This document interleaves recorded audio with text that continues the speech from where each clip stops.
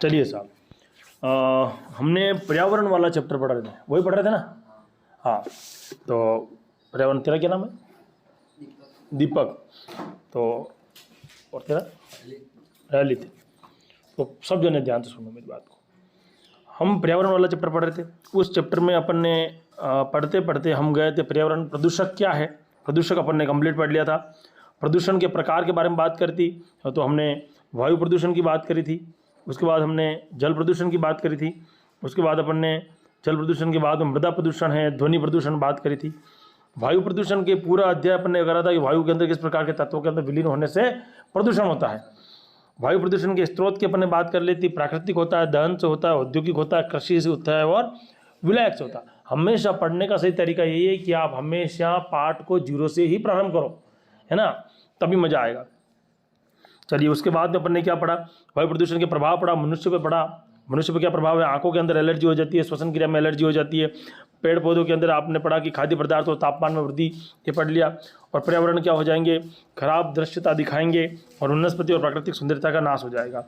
वायु प्रदूषण को नियंत्रित करने के उपाय की अपन ने बात पढ़ी थी कि बायोगैस का उपयोग किया जाए, है ना, ऐसी चीज़ों को नहीं जलाया जाए, इनका अपन ने पढ़ा। गतिविधियों भी अपन ने पढ़ ली थी। उसके बाद हम जल प्रदूषण पर आ गए थे। जल प्रदूषण अपन ने रिसाव के बारे में पढ़ा था, ध्यान हो तो कल अपन ने पढ़ा था। कल वाली क्लास के अंदर अपन ने ये तो पढ़ा था कि समुद्र के अंदर जल का रिसाव यानी तेल का रिसाव हो जाता है। उसके दुष्प्रभाव के बारे में अपन ने बात कर ली थी। उसको नियंत्रित करने के तरीके की अपन बात कर रहे थे कि क्या क्या तरीके हैं, उसको अपन किस प्रकार से नियंत्रित कर सकते हैं। आज अपन एक नया टॉपिक प्रारंभ कर रहे हैं और टॉपिक का नाम है मृदा प्रदूषण। टॉपिक का नाम क्या है? मृदा प्रदूषण।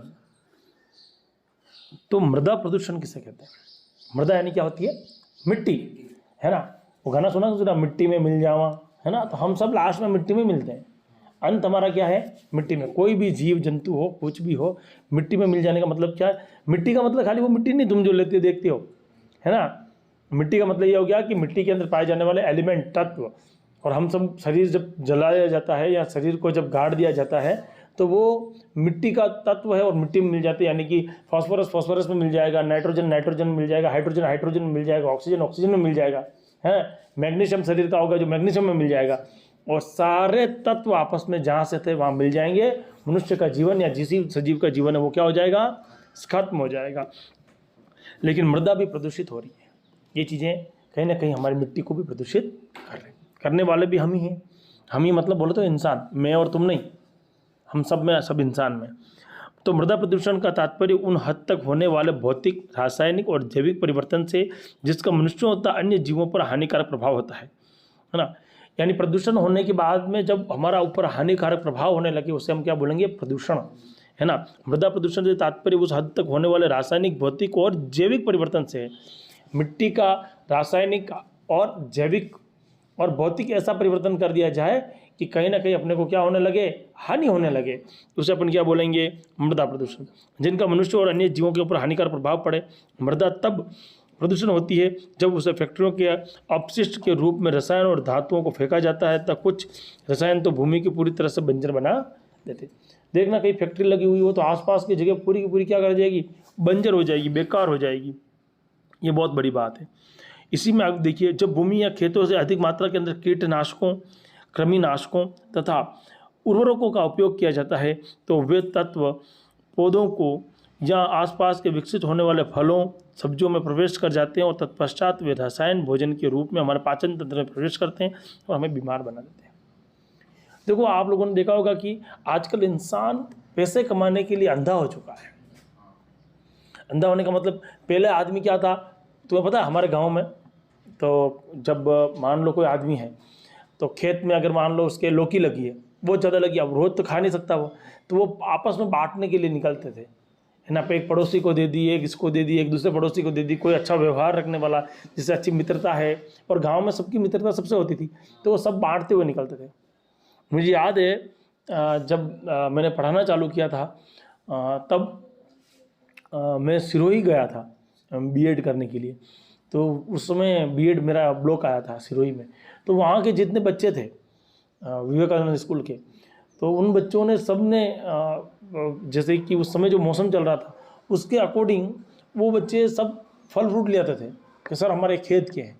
तो अब तुम सोचो वो टाइम जो था, मैंने बीएड करी 2009 में, तो 2009 में आप सोचो वो कंडीशन जो थी, अपना तो कितना होगा लोगों में, है ना। आज धीरे धीरे हम क्या होते जा रहे हैं, आधुनिक होते जा रहे हैं, और कहीं ना कहीं हमारे चीज़ें हम खुद खराब कर रहे हैं। हालांकि उस समय पर्यावरण प्रदूषण था, ऐसा नहीं है कि 2009 में नहीं होगा, पर्यावरण प्रदूषण था, लेकिन फिर भी आज की तुलना में अपेक्षाकृत कम था और लोगों का व्यवहार अधिक था।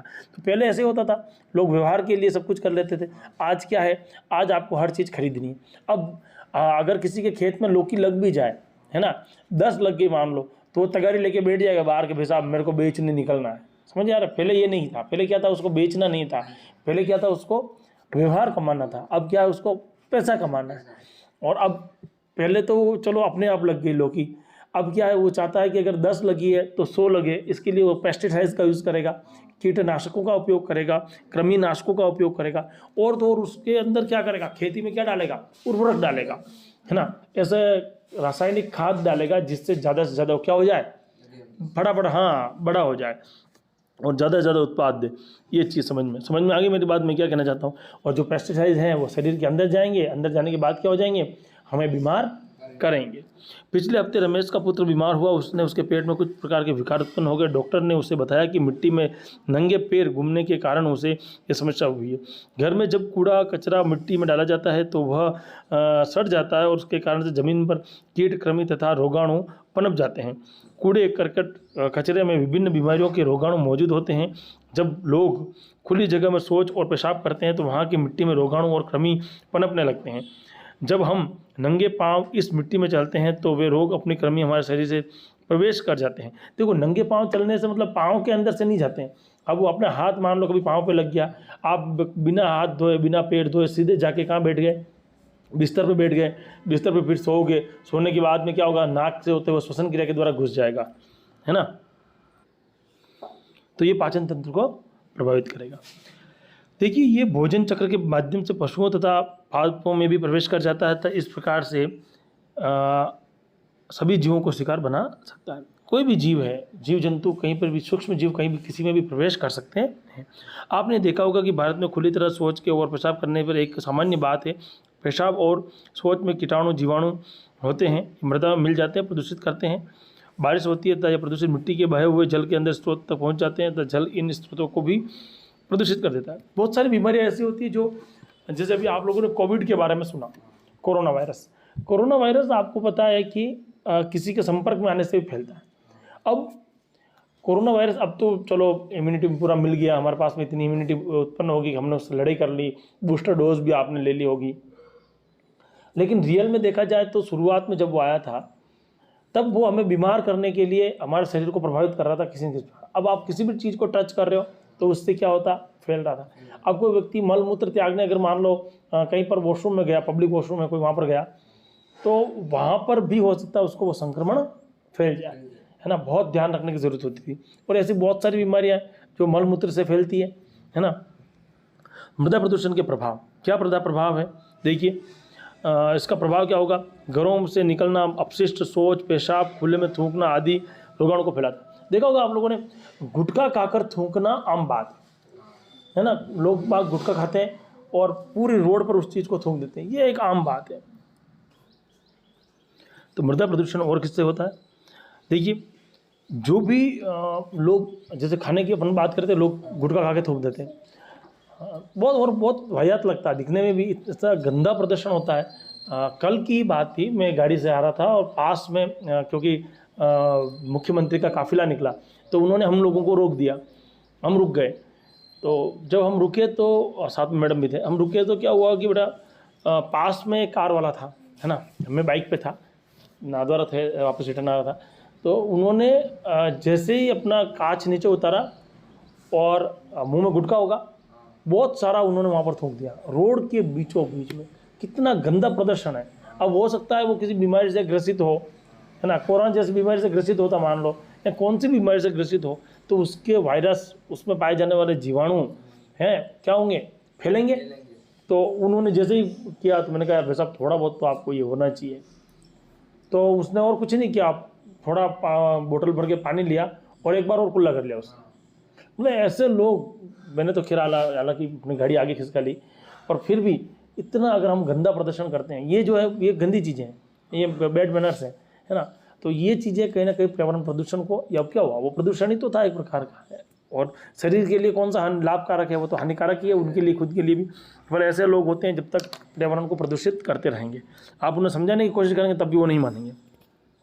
तो ये चैप्टर आपके लिए दिया ही इसीलिए कि आपको समझ में आए क्या चीज़ सही है और क्या चीज़ गलत है।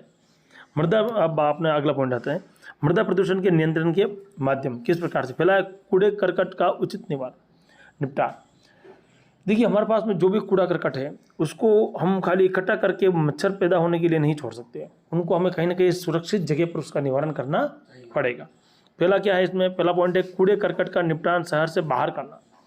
अगर शहर के अंदर ही उस कूड़ा करकट को रखेंगे तो मक्खियाँ पैदा हो जाएंगी, लोग अपशिष्ट से घबरा जाएंगे और परेशान हो जाएंगे। इसलिए आपने देखा होगा जो भी इकट्ठा करते हैं वो एक अलग साइड, एक अलग जगह पे ले जाकर डालते हैं। हालांकि मैं तो इसे भी सही नहीं मानता हूँ, आप अलग जगह ले जाके डाल तो रहे हैं, लेकिन हो सकता है भविष्य में वहाँ पर भी तो नगर बनेगा, वहाँ का पर्यावरण भी प्रदूषित हो रहा है, पर लोग वहाँ पर ले जाकर डालते हैं। एक निवारण हो सकता है थोड़े दिनों के लिए, टेम्परेरी निवारण है, पर ये सबसे ज़्यादा उचित है। बड़े बड़े यार्ड बने हुए हैं, तुम देखना कभी जेसीबी से उनको खिसकाया जाता है, एक साइड में पहाड़ के पहाड़ बना दिए हैं कचरे से। दूसरा आता है अपने पास में भूमि भराव, कहीं पर बहुत गहरा खड्डा है, उसकी जगह पे अपन क्या करते हैं, उसको डाल दें कचरे को, और उसको अपन ऊपर मिट्टी डाल दें, थोड़े दिनों में वो सड़ जाएगा। लेकिन आपको बता दूं, प्लास्टिक हज़ारों साल तक नहीं सड़ता, और वो प्लास्टिक कहीं ना कहीं अपने शरीर को नुकसान पहुंचाता है। अगर सड़ भी जाता है, ख़राब भी हो जाता है, टूटने भी लगता है, तो बारीक बारीक पार्टिकल्स में टूटता है, और वो जाके हमारे पेड़ पौधों के लिए नुकसानदायक है। अक्सर और ख़ास तौर पर बड़े शहरों में इतना ज़्यादा कूड़ा करकट इकट्ठा हो जाता है कि उससे छोटे छोटे गड्ढे अपर्याप्त होते हैं। ऐसे में शहर की सीमा से बाहर और पानी के स्रोत से दूर नीचे स्तर वाले भूमि पर चयन किया जाता है, और हर रोज़ वहाँ पर कूड़ा करकट डाला जाता है। इसे नष्ट होने के लिए हवा और धूप में खुला छोड़ देते हैं, तो इससे अत्यधिक दुर्गंध होती है, और ये पशु पक्षियों के लिए, कीड़ों के लिए आकर्षण बन जाता है।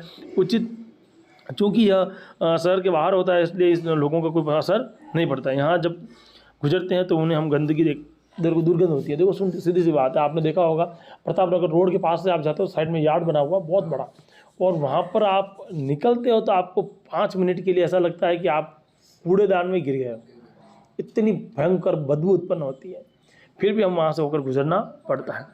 अब आता है, अगर उसका क्या निवारण हो सकता है, तो एक निवारण हो सकता है कि आप खाद बना लें, उसका क्या बना लें, खाद, है ना, वर्मी कंपोस्ट, जिसे कंपोस्ट कहते हैं, वो बना लें। बगीचे में एकत्र कूड़े को बगीचे में ही कोने में इकट्ठा कर उस खड्डा खोद कर उसके क्या करते हैं, डाल देते हैं। सुबह शाम उसमें थोड़ा थोड़ा आप पानी डाल दीजिए, उसमें पत्तियाँ डाल दीजिए, और धीरे धीरे वो सड़ता हुआ नीचे बैठ जाएगा, और वो जो है वो खाद बन जाएगा। पुराने ज़माने के लोग यही करते थे, है ना। खेतों के अंदर आप लोगों ने देखना, वो क्या करते हैं कि गर्मी के टाइम में खेतों को जुता देते हैं।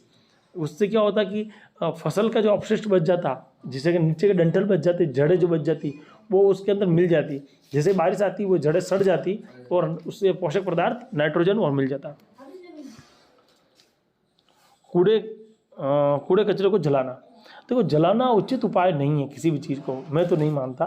किसी भी चीज़ को अपन जलाएंगे तो क्या होगा, धुआं होगा, और धुआं होने से क्या प्रॉब्लम होगी अपने को, धुआं होने से कहीं ना कहीं हमारे शरीर को नुकसान होगा। फिर भी कुछ ऐसे पदार्थ होते हैं जिनको जलाया जा सकता है, जैसे आप सब ने बगीचे पत्तों घास को जलाते हुए अवश्य देखा होगा। इन बगीचों में इकट्ठा किया जाता है, और कूड़े करकट के निपटान के लिए उसे जला देना एक अच्छी प्रक्रिया है, क्योंकि उसमें इकट्ठ मात्रा में होता है, क्योंकि इसमें इतनी मात्रा में कम मात्रा में होता है कि उसके रोगाणु नष्ट हो जाते हैं। मक्खियाँ, मच्छरों तथा रोगाणु आदियों को पनपने का मौका नहीं मिलता। किंतु यहाँ पर कूड़ा करकट जलाने से काफ़ी धुआं निकलता है, जो कि वायु प्रदूषण का कारण बनता है।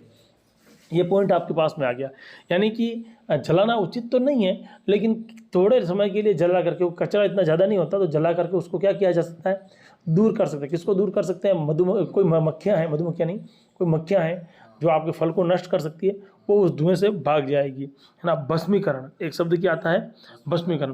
कूड़े करकट के निपटान सबसे आधुनिक तकनीक भस्मीकरण यंत्र का उपयोग किया जाता है।